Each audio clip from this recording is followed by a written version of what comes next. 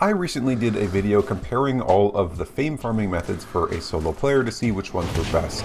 But since then, the Mists got their massive rework to their reward system, adding a ton of new rewards to the Mists, and so in this video I wanted to revisit them to see just how good they are if you do pure PvE Mists, only go for the mobs, just how much rewards can you get from them.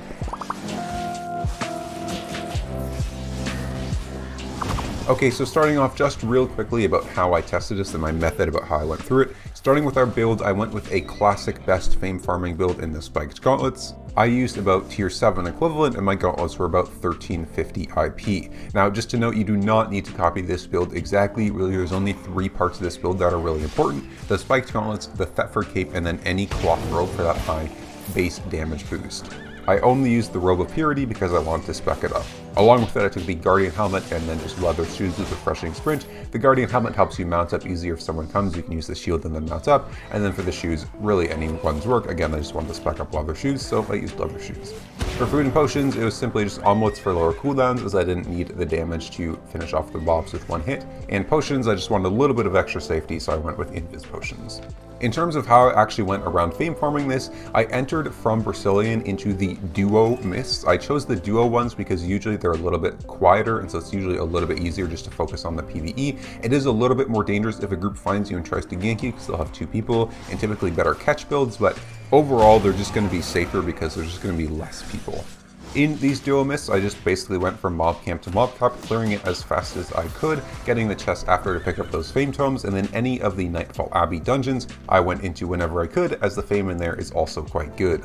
Overall, this method felt pretty good to do. The only real problem that I was encountering is sometimes I would enter a Mist from Brazilian and there'd be like 1 mob camp there, and I'd clear it and then I'd have like 3-4 minutes left to just find something to do before I could go back into Brazilian and enter another Mist. So if you can't find a wisp or there's nothing really else in that zone, you can waste a fair amount of time in the downtime. So I'm not sure what the best way is to sort of make use of this downtime. I'm mostly focused on the balloons and looking for Nightfall Abbey and spiders and stuff like that, but realistically there wasn't a whole lot to do during that downtime. When there are a lot of mob camps though in a zone, or you get into one of those Nightfall Abbey dungeons, things are very good. You're constantly able to kill lots of mobs and get lots of fame and loot rewards.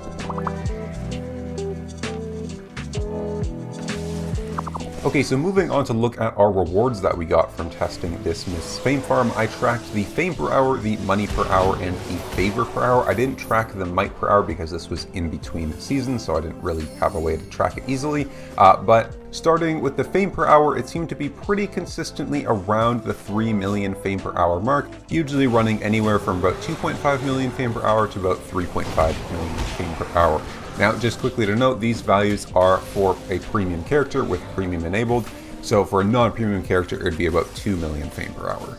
On the money side of things, there was a lot more variation in how much money I made per hour. Sometimes it was low, around 1 mil, sometimes it was really high, around 3 mil. On average though, for my limited testing, I got around 2.2 million silver per hour.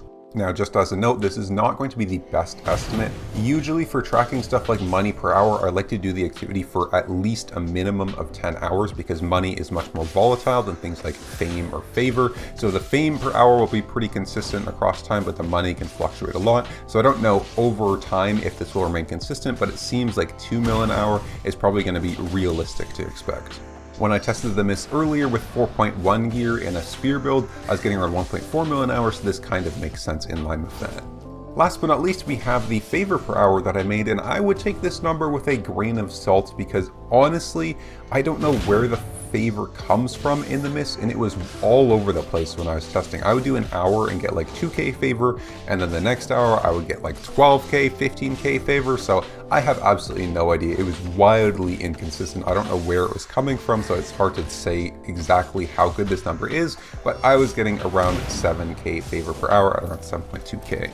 If you were to spend this, let's say 7k favor per hour on either silver items or fame items in the tomes, you'd be looking at about an extra 470k silver per hour or about 700k fame per hour.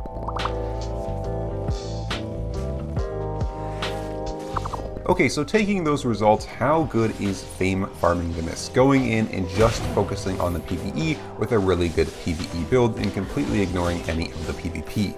Well, in all of my time playing Albion and making videos looking at tons of different solo player activities and how good they are and tracking their rewards over time, the best I've ever found was soloing tier 8 static dungeons. And the rewards from PvEing the mists basically match up to the best you could possibly hope for in a realistic situation soloing tier 8 static dungeons. These rewards are way out of line compared to the historical rewards that a solo player should expect from activities. Typically, when we look at fame per hour for a solo player, my mark of a really good fame farming method per hour, about the top you should be able to expect, is about 2 million fame per hour. A little bit higher at probably around 2.5 if you focus just on fame and sacrifice some money. And these 2 million fame per hour activities have classically had not as great money as they do fame, sitting around at most probably 1 to 1.5 at absolute tops in terms of money per hour along with that fame. For money, very similarly, excluding heavy PvP based activities, but just looking at the PvE solo activities, again, the best loot per hour is somewhere around the 2 million mark, maybe up to 3 million mark if you really sacrifice fame. So these mists right now are giving you the top fame per hour and silver per hour together that we've basically ever seen for a solo player.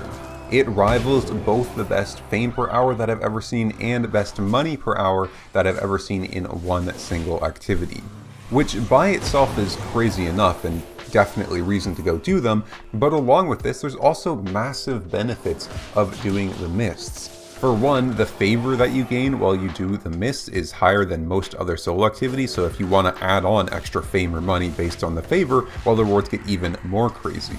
I was also in 1350 IP gear, or tier 7 equivalent, that wasn't exactly the best for clearing. I mean, I chose for safety on a Guardian helm instead of clearing speed on, say, a Cultist Cowl or a Cowl of Purity. You could very realistically swap to like an 8.1 build with a really fast clearing set and get even better rewards than I tracked in this video.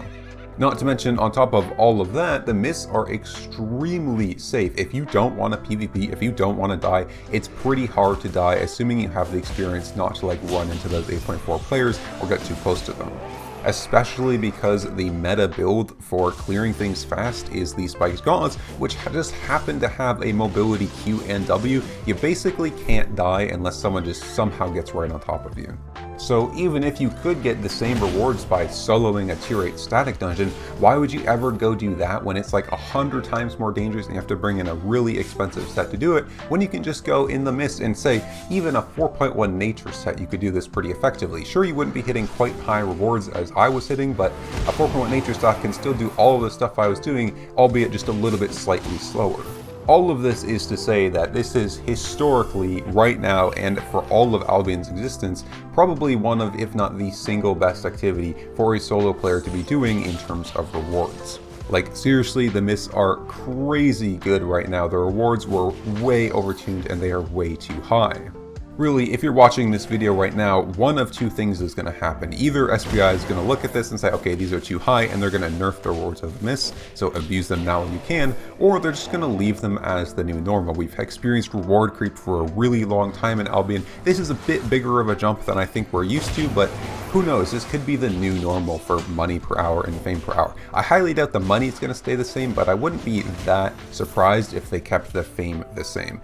In my opinion, the thing that they're most likely to do based on SBI's history is probably shadow nerf the loot, not really say it in the patch notes, but make it worse so people aren't making quite as much money, but keep the fame about the same, if not the same. Either way, if you want my advice as an experienced Albion player, abuse the mists while you can, because these things are so powerful right now. Get your spec up, get that money for premium. It's easy, it's accessible for everybody, it's very safe. What is there to lose? Go do the mists.